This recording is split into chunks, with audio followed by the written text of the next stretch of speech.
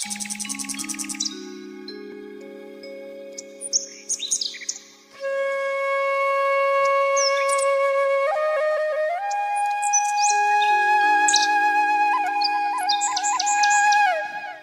श्री राम मित्रों, आज के एपिसोड में मैं आपको विक्रम और बेताल की एक बहुत सुंदर कथा सुनाता हूँ। हमारे देश में विक्रम और बेताल की कथाएं काफ़ी प्रचलित है। प्रत्येक आयु वर्ग के लोग इनको पढ़ना और सुनना पसंद करते हैं।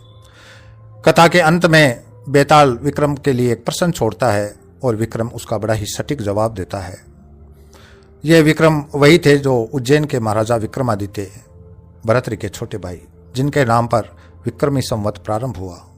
तो मित्रों, कथा की ओर बढ़ते हैं। कालिंदी नदी के तट पर ब्रह्मस्थल नाम का एक गांव बसा हुआ था। उस गांव में एक सुख संपन्नता से भरा पूरा ब्राह्मण परिवार रहता था।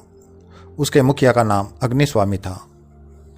अग्निस्वामी ब्राह्मण वेद पाठी थे। चारों ओर उनकी ख्याति थी। घर में किसी चीज का अभाव नहीं था। उनके घर में एक बहुत ही सुंदर रूपवान कन्या थी जिसका नाम था मंदारवती।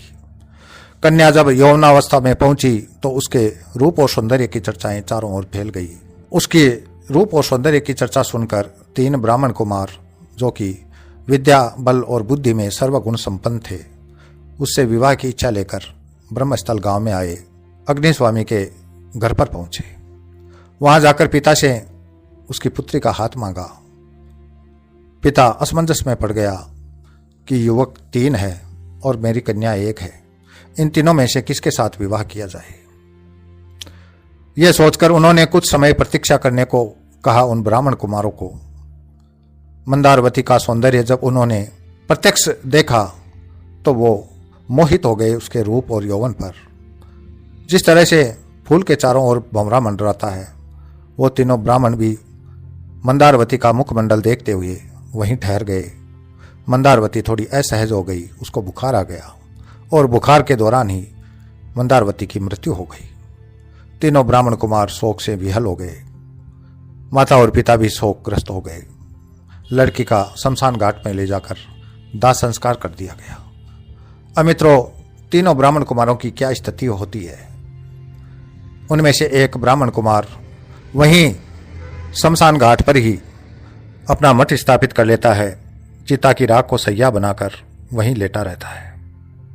वह मोह नहीं छोड़ पाता मंदारवती का। एक ब्राह्मण कुमार उसकी अस्थियों को एकत्रित करके और तीर्थ स्थल पर विसर्जन करने ले जाता है। और तीसरा ब्राह्मण कुमार सन्यासी हो जाता है। जगह जगह तीर्थों का भ्रमण करता हुआ गांव गांव भटकता है। मित्रों, जो गांव गांव भटकने वाला तपस्वी ब्राह्मण है, वो एक दिन घूमता घूमता किसी गांव में पहुंचा और ब्राह्मण के ही घर में अतिथि के रूप में रुका। जो मेजबान था उसने भोजन करने के लिए ब्राह्मण तपस्वी को कहा। भोजन बना रही गृह स्वामिनी अपने बच्चे के रोने से परेशान थी। बच्चा किसी तरह चुप नहीं हो रहा था, बराबर रो रहा था। गृह स्वामिनी को गुस्सा आया। उसने उठाकर बच्चे को चूल्हे की आग में फेंक दिया। कुछ ही देर में वो कोमल बच्चा उस आग में जलकर भस्म हो गया। तपस्वी ब्राह्मण ने जब देखा कि इस घर में एक हत्या हो गई है, मैं यहाँ का भोजन कैसे करूं, वो क्रोधित होकर उठ जाते हैं और कहते हैं, तुम तो ब्रह्म राक्षसिनी हो, अपने बच्चे को ही आग में फेंक दिया, मैं इस घर में भोजन नहीं करूंगा।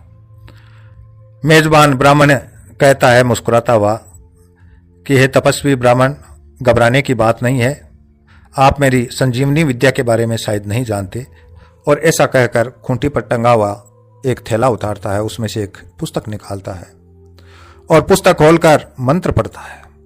उसके बाद कलश में से जल छिड़कता है उस राख पर। बच्चा तुरंत जीवित हो जाता है। जब उस तपस्वी ब्राह्मण ने यह दृश्य देखा तो उसके आश्चर्य का ठिकाना नहीं रहा। रात्रि में वहीं विश्राम करने के लिए वह रुक गया। उसे नींद नहीं आ रही थी।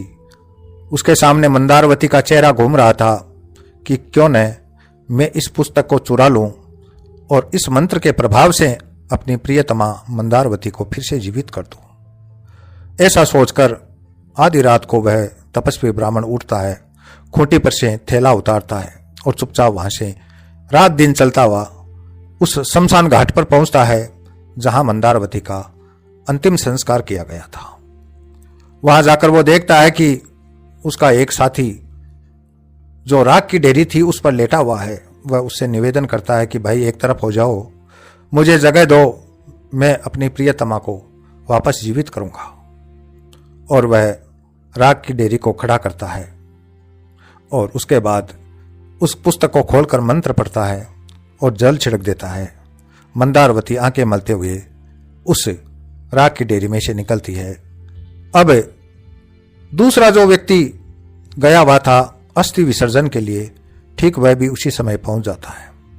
तीनों ब्राह्मण कुमार और मंदारवती शमशान घाट पर तीनों में विवाद होने लग जाता है।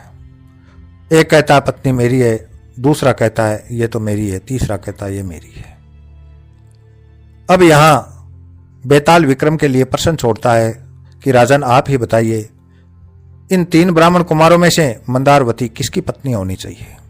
तो राजा विक्रम कुछ क्षण के लिए सोचता है और फिर कहता है कि हे बेताल, जो तपस्वी ब्राह्मण कुमार पुस्तक चुरा के लाया, उसने कष्ट उठाया और उस कन्या को पुनर्जीवित किया, वह तो उसका पिता तुल्य है। जो उसकी अस्थियों को लेकर तीर्थ पर विसर्जन करने गया, वह पुत्र तुल्य है, क्योंकि उसने पुत्र का कर्तव्य निभाया। लेकिन तीसरा ब्राह्मण कुमार जो वहीं राख की ढेरी के ऊपर लेटा रहा, उसको सैया समझकर उसके साथ आलिंगन करता रहा, असल में वो ही उसका पति होना चाहिए। तो मित्रों, इस कथा का यही समापन होता है। इसी के साथ मैं अपनी वाणी को विराम देता हूं। मेरे साथ बने रहने के लिए मेरे चैनल को सब्सक्राइब कीजिए और बेल आइकन को प्रेस कीजिए। अगले वीडियो में फिर मिलेंगे, तब तक के लिए जय श्री राम।